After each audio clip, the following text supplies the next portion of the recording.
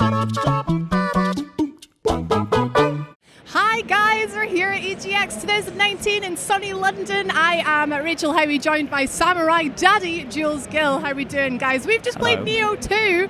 We have indeed. Now, this is the thing. Like, Nioh is Sony's answer to the Dark Souls franchise. The question that is posed at how much punishment can you dole out to players. Now, I liked the first one. I thought that it was a really, really impressive game, and the fact that Koei Tecmo managed to do like a good job at making a sort of their own spin on it, mixing a kind of Dynasty Warriors feel, and yes, I will always call it Dynasty Warriors, with that sort of hack and slash thing, but it met Dark Souls in the middle. Yeah, absolutely. Yeah, as someone who obviously really, really likes the Dark Souls games, I took to Nioh like a fish to water. I loved it. For some reason, just kind of left it about halfway through, never finished it. It wasn't perfect in my mind. So with Nioh 2, I was kind of hoping there was a few things that would, iron out. And after about, how long did we play that there? About 10 minutes? We got about a 10 to 15 minute demo there. Yeah, it looks really promising. There's some really, really, I'm a lover of all things cute. There are some cute things in Nioh 2. There's also some really ugly things, though, to be fair. There are some ugly things as well. So I feel like there's a bit of something for everyone. Well, let this ugly thing tell you about some of the cute stuff that you can find. So, for example, when you start off, you can run up a little side passage,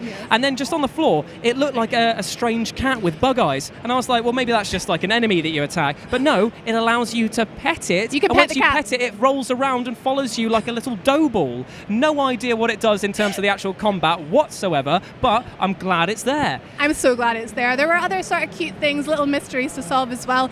The little, what they call the little green sprites, the shrine guardians. They've made a return. So collectibles in a Dark Souls game. It works, guys. It works. It feels like this is basically just getting a ton of like arcadiness put into this game, because they want to make it seem that they are as different from Dark Souls as they can be. And I totally understand that, because the amount of Dark Souls clones that are out there is quite shameful at the moment. But this is starting to get its own style and really find its footing. I'm glad that they got a second chance to go with this, because I'd say that the first game, its real strengths lay in its story, which was actually quite interesting.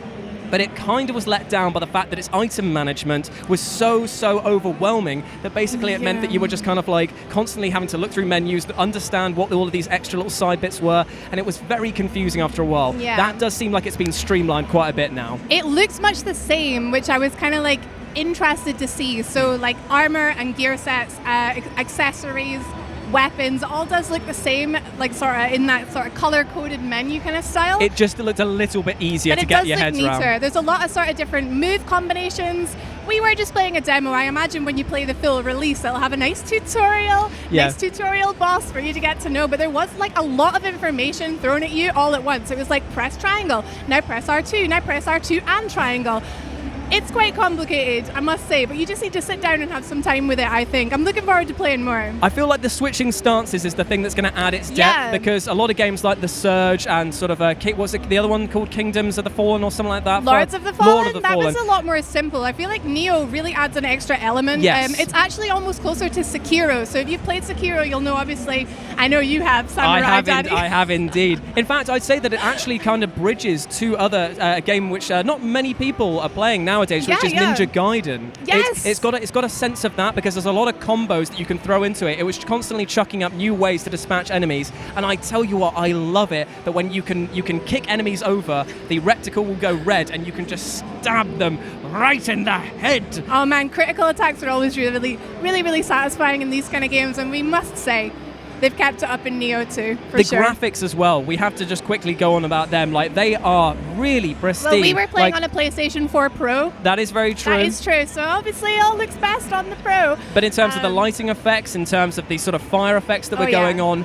and I love the way that they animated that final boss that we played very briefly. It was like a dual-headed horse demon, and it basically, you could see the individual teeth, and they were not clean. Dental floss, my friends, you need it.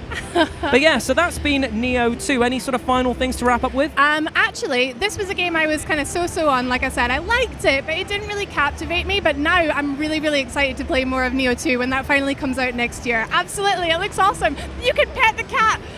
Also, there's one more thing that I just remembered, actually, which is that you can summon in help as well. So I'm not sure if that was a huge thing of the first one. I can't remember. It was co-op, like especially multiplayer, like player and player co-op was really complicated. You had to like personally complete a level before you could help your friend with a level.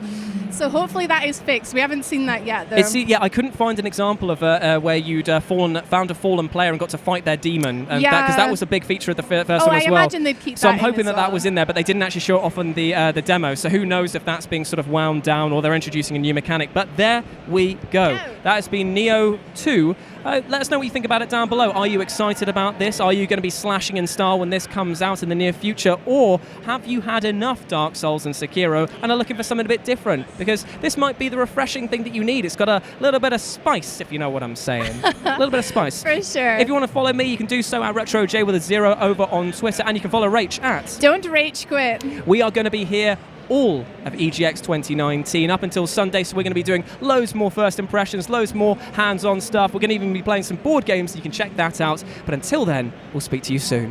Have an awesome